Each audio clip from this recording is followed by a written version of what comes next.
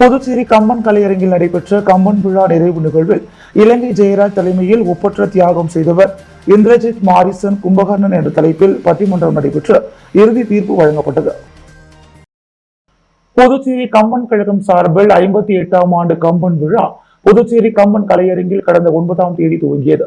3 நாள் விழாவில் எழிலுரை, தனியுரை, கருத்தரங்கம், இளையோர் அரங்கம், வழக்காடு மன்றம், கவியரங்கம் ஆகிய நிகழ்ச்சிகள் நடைபெற்றன. தொடர்ந்து இலங்கை ஜெயராஜ் தலைமையில் ஒப்பற்ற தியாகம் செய்தவர் இந்திரஜித் மாரிசன் கும்பகர்ணன் என்ற தலைப்பில் பட்டிமன்றம் நடைபெற்றது. முடிவில் ஒப்பற்ற தியாகம் செய்தவர் கும்பகர்ணன் என தீர்ப்பளிக்கப்பட்டது. தொடர்ந்து கம்பன் நிறைவு விழா நடைபெற்றது. இதில் முதல் நாள் வழங்கப்பட்ட தீர்ப்புக்கு மேல்முறையீடு நடைபெற்றது. இதில் தேசிய மனித உரிமைகள் ஆணைய தலைவர் ராமசுப்பிரமணியன், பேராசிரியர் ஞானசுந்தரம், மாவட்ட ஆட்சியர் கோத்தங்கன் ஆகியோர் நடுவர்களாக செயல்பட்டனர். இதில் மாது, பர்வீன் சுல்தானா, விஜயசுந்தரம், உமா தேவராஜன், விஜயகிருஷ்ணன் ஆகியோர் கலந்து கொண்டு பேசினர். முன்னாள் சுப்ரீம் கோர்ட் நீதிபதி பேசுகையில், கும்பகர்ணனுக்கு உயிரை துறப்பதற்கு முன்னால் தனக்கு கிடைத்த ஆட்சியை வேண்டாம் என கூறி இந்திரஜித்தை விட ஒருபடி உயர்ந்தார். இதனால் இலங்கை ஜெயராஜ் கொடுத்த தீர்ப்பு திருத்தப்பட வேண்டியதில்லை என இறுதி தீர்ப்பளித்தார். கட்டுமான பொருட்களின் விலை உயர்வை கண்டித்து Puducherry builders association of India சார்பில் பொதுப்பணித்துறை தலைமை அலுவலகம் முன்பு கண்டன ஆர்ப்பாட்டம் நடைபெற்றது. கட்டுமான பொருட்களான ஜல்லி, மணல் வகைகள், சிமெண்ட் மற்றும் கம்பி வகைகள் உள்ளிட்ட பல்வேறு கட்டுமான பொருட்களின் விலை சுமார் 40% அளவிற்கு உயர்த்தப்பட்டுள்ளது. இதற்கு அகில இந்திய கட்டுநர்கள் சங்கம் கடும் கண்டனம் தெரிவித்துள்ளது. மேலும் உயர்த்தப்பட்ட கட்டுமான பொருட்களின் விலை உயர்வை உடனடியாக திரும்ப பெற வலியுறுத்தி மத்திய, மாநில அரசுகளை கண்டித்து மாநில பொதுத்துறை அலுவலகம் முன்பு வேலை நிறுத்தத்துடன் கூடிய கண்டன ஆர்ப்பாட்டம் நடத்தப் போவதாக அறிவிக்கப்பட்டிருந்தது. அதன்படி இன்று அகில இந்திய கட்டுநர்கள் சங்கம் மற்றும் Puducherry builders association of India சார்பில் பொதுப்பணித்துறை தலைமை அலுவலகம் முன்பு கண்டன ஆர்ப்பாட்டம் நடைபெற்றது. அகில இந்திய கட்டுநர்கள் சங்க தலைவர் அருணகிரி தலைமையில் நடைபெற்ற கண்டன ஆர்ப்பாட்டத்தில் புதுச்சேரியில் உள்ள பில்டர் அசோசியேஷன் ஆஃப் இந்தியா மற்றும் புதுச்சேரி சிவில் இன்ஜினியர் அசோசியேஷன் உள்ளிட்ட 5 கட்டுமான சங்கங்களைச் சேர்ந்த நிர்வாகிகள் திரளாக கலந்து கொண்டு கோரிக்கைகளை வலியுறுத்தி கண்டன கோஷங்களை எழுப்பினர்.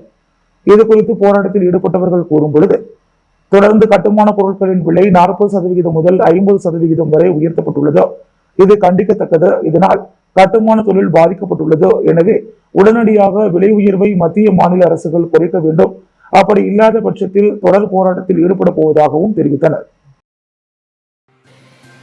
போலி மதுபான தொழிற்சாலையை கண்காணிக்க தவறிய அனைத்து போலீசார் அதிகாரிகளை பணியிட மாற்றம் செய்ய வேண்டும் என அதிமுக மாநில செயலாளர் அன்பழகன் அறிவுறுத்தியுள்ளார்.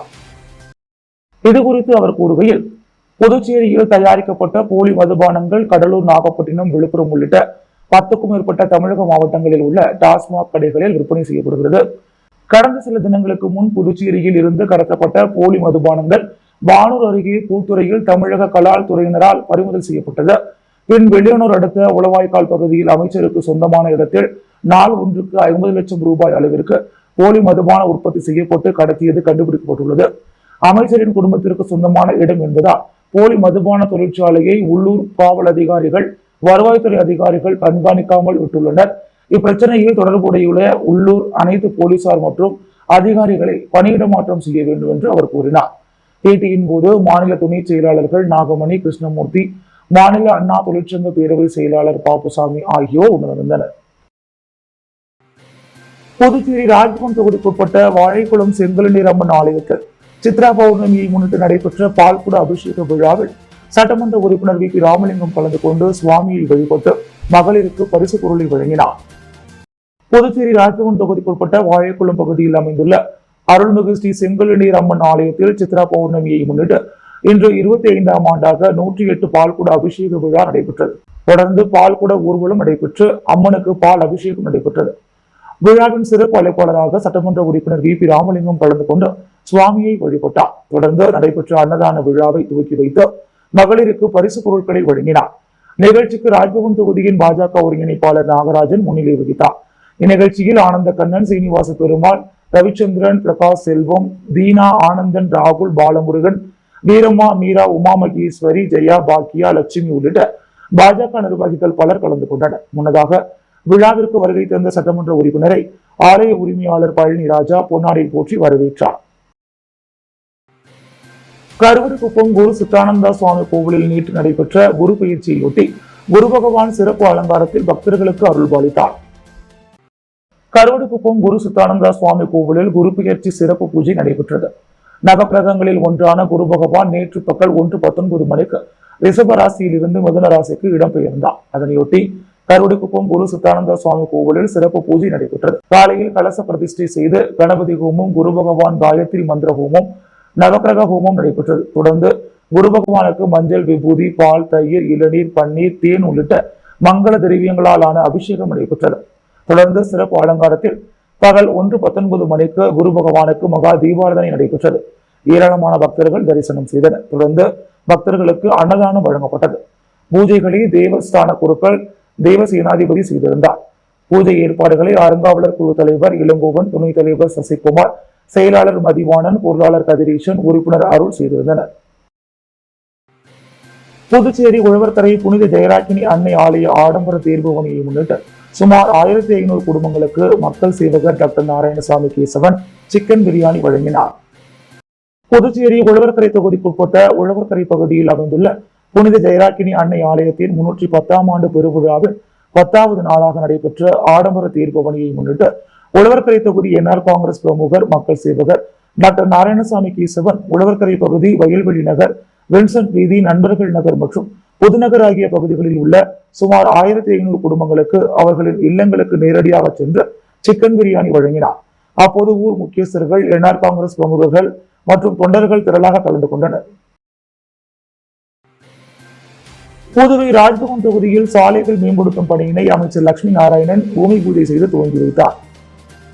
ராஜ்பவன் தொகுதியில் சட்டமன்ற உறுப்பினர் தொகுதி மேம்பாட்டு நிதியின் கீழ் ரூபாய் 64,80,000 மதிப்பில் பொத்து மாரியம்மன் கோவில் வீதி, பாப்பம்மாள் கோவில் வீதி, பிள்ளையார் கோவில் வீதி, அங்காளம்மன் நகர் பகுதிகளில் சாலை மேம்படுத்தும் பணிக்கான துவக்க விழா நேற்று நடைபெற்றது.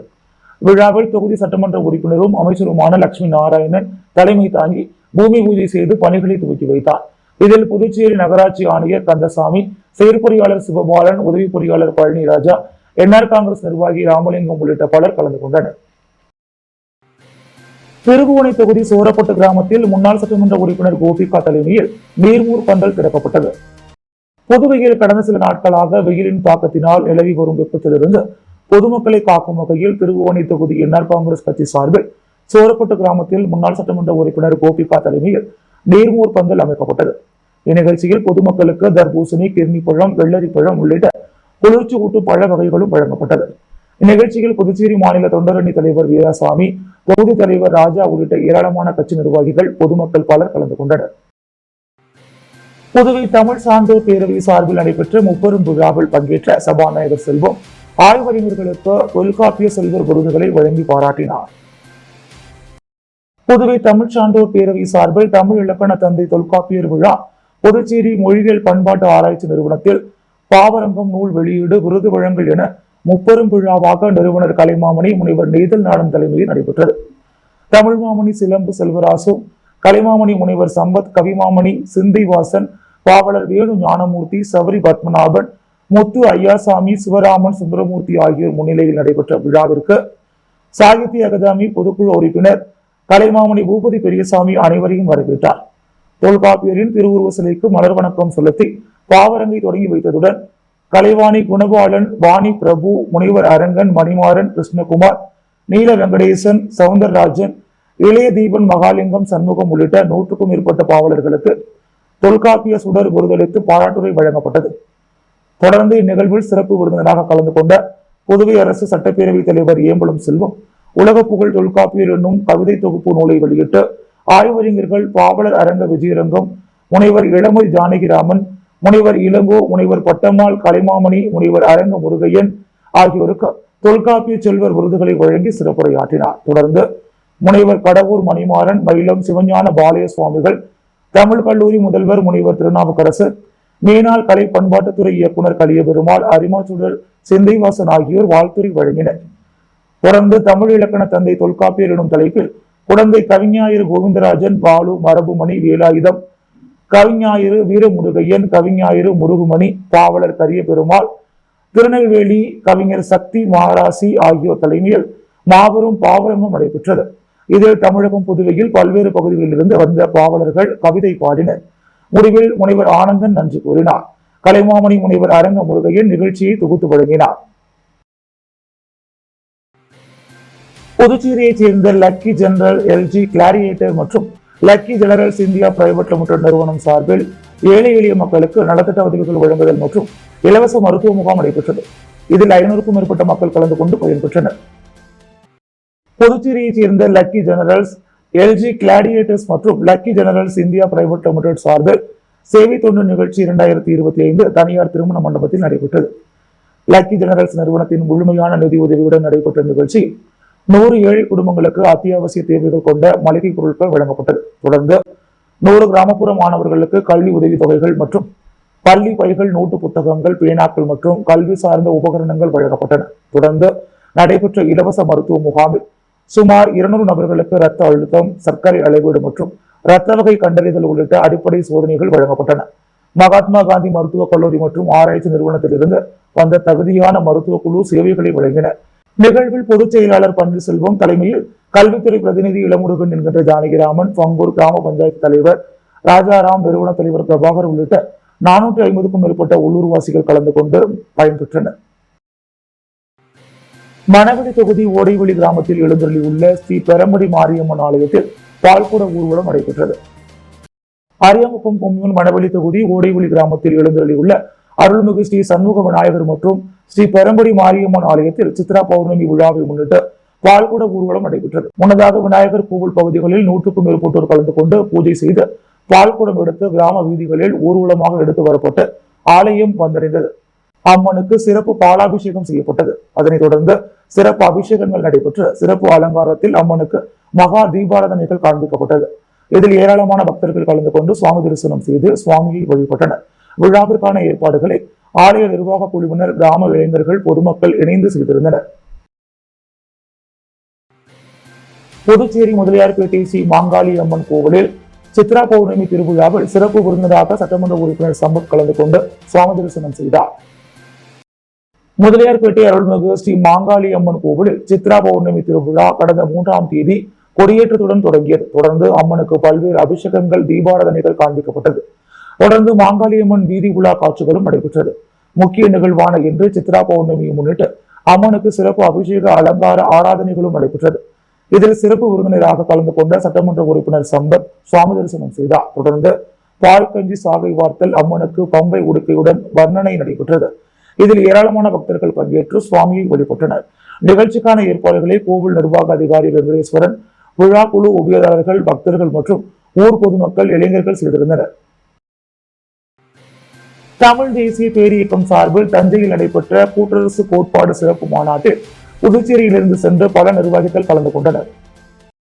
இந்தியாவை உண்மையான முழுமையான கூட்டரசாக மாற்ற வேண்டும், அதற்கு உரிய சட்ட திருத்தம் செய்ய வேண்டும் என்ற கருத்தை முன்வைத்து தமிழ் தேசிய பேரியக்கம் சார்பில் தஞ்சையில் கூட்டரசு கோட்பாடு சிறப்பு மாநாடு பேரெழுச்சியோடு நடைபெற்றது.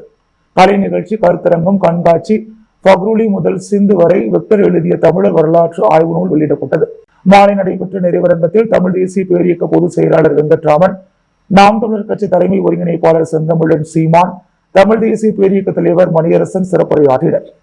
ஆளுநர் பதவி கூடாது, வரி விதிக்கும் அதிகாரம் மாநிலங்களுக்கு வழங்க வேண்டும், மாநில அரசை கலைக்கும் 356, 365 சட்டப்பிரிவுகளை நீக்க வேண்டும், தேசிய இன தாயகங்களுக்கும் மாநிலங்களுக்கும் குடியுரிமை வழங்குகின்ற அதிகாரம் வேண்டும், புதுச்சேரிக்கு மாநில தகுதி உடனடியாக வழங்க வேண்டும், தமிழ் உள்ளிட்ட எல்லா தேசிய இன மொழிகளையும் ஆட்சி மொழியாக்க வேண்டும், தமிழ்நாடு அரசு உள்ளாட்சி தேர்தலை உடனே நடத்த வேண்டும், தமிழ்நாட்டில் உள்ள எல்லா கோவில்களிலும் அர்ச்சனை, குடமுழக்கு உள்ளிட்ட அனைத்து வழிபாடும் தமிழில் செய்ய வேண்டும், கர்நாடகத்தை போல தமிழ்நாட்டிற்கும் பொதுக்கொடி வேண்டும் உள்ளிட்ட பல்வேறு தீர்மானங்கள் நிறைவேற்றப்பட்டது.